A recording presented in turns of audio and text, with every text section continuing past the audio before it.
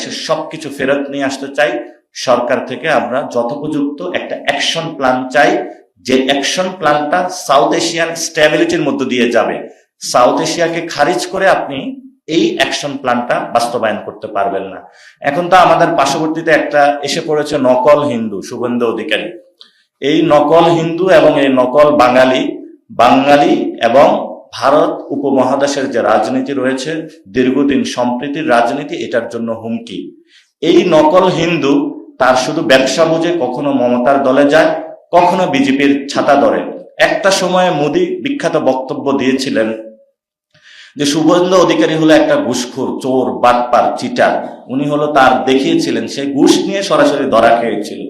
আসামের যে মুখ্যমন্ত্রী হচ্ছে সেটাও একটা বাটপার টাইপের লোক, ঘুষ নিয়ে জনগণের সম্মুখে সরাসরি ধরা খেয়েছিল। তো এইসব নকল হিন্দু, নকল বাঙালি দক্ষিণ এশিয়াতে বাংলাদেশের বর্ডারে নতুন করে একটা দাঙ্গা লাগাতে চাই। আমাদের থেকে স্পষ্ট কথা, এনসিপি থেকে এবং বাংলাদেশের জনগণের পক্ষ থেকে, আমরা দক্ষিণ এশিয়াতে আর কোনো দাঙ্গা লাগতে দিব না। এবং তারা যদি উস্কানিমূলক কোনো কিছু বার্তা দেয়, সরকারের কাছে আমাদের আবেদন থাকবে, সরকার যাতে তার সেই অতীত রাজনীতি চিন্তা করে। যেই কারণে লং মার্চ দিয়েছিলেন, সেই আমাদের ইলিয়াস আলীকে গুম করে দেওয়া হয়েছিল। সরকারের যারা সংসদ সদস্য আছেন এবং বিএনপির যারা রয়েছেন, তারা ইলিয়াস আলীর কাহিনী মনে করে এখন লং মার্চ ধরে চিন্তা করে না, ভারতের সামনে হলো বিড়ালের মতন ম্যাও ম্যাও তারা করে। এটা সবচেয়ে আমাদের বড় ক্রাইসিসটা হলো, যখনই বাংলাদেশে কোনো ইলেকশন হয়, ইলেকশনের আগে একটা নেগোসিয়েশন হয়। সেই নেগোসিয়েশনের সাথে ভারতের সামনে গিয়ে হলো সবাই হলো নিজের হলো মেরুদণ্ডটা বিক্রি করে আসে। এই বিএনপি সরকার হলো ইলেকশনের আগে ভারতের কাছে মেরুদণ্ড বিক্রি করে দিয়েছিল। ফলত যখন আমাদের এই দক্ষিণ এশিয়াতে এত এত বড়গুলো ঘটনা ঘটছে, তারা ভারতের সামনে এবং দিল্লির সামনে কোনো কড়া বার্তা দিতে অক্ষম হচ্ছে। এই অক্ষমতার জায়গা যদি তারা দেয়, তাহলে আমরা তাদেরকে বলবো তারা আসলে জাতীয়তাবাদী পলিটিক্সের আড়ালে ভুয়া জাতীয়তাবাদী। তারা কোন জাতীয়তাবাদী ব্যক্তি এই ধরনের রাজনীতি কখনো মেনে নিতে পারে না।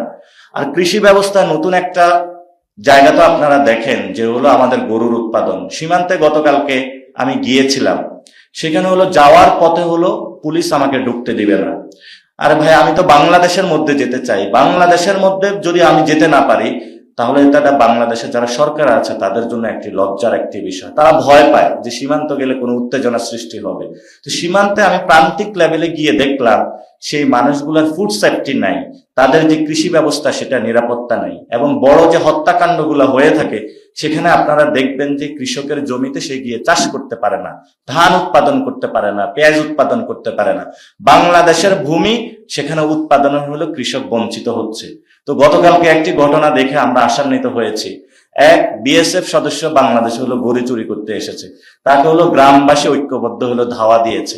তো সামনেও যদি ভারতীয় এই ধরনের শুভেন্দু অধিকারী থেকে শুরু করে মোদির মতন চোর, বাটপার, চিটার যারা আছে, তারা যদি বাংলাদেশের মানুষের ক্ষেত্রে কোনো বাংলাদেশের অর্থনৈতিক, রাজনীতি এবং সংস্কৃতি যদি চুরি করতে আসে, তাহলে আমরা 18 কোটি মানুষ ঐক্যবদ্ধ হয়ে তাদেরকে দৌড়ানি দিতে হবে, যাতে সাউথ এশিয়া থেকে তাদের হলো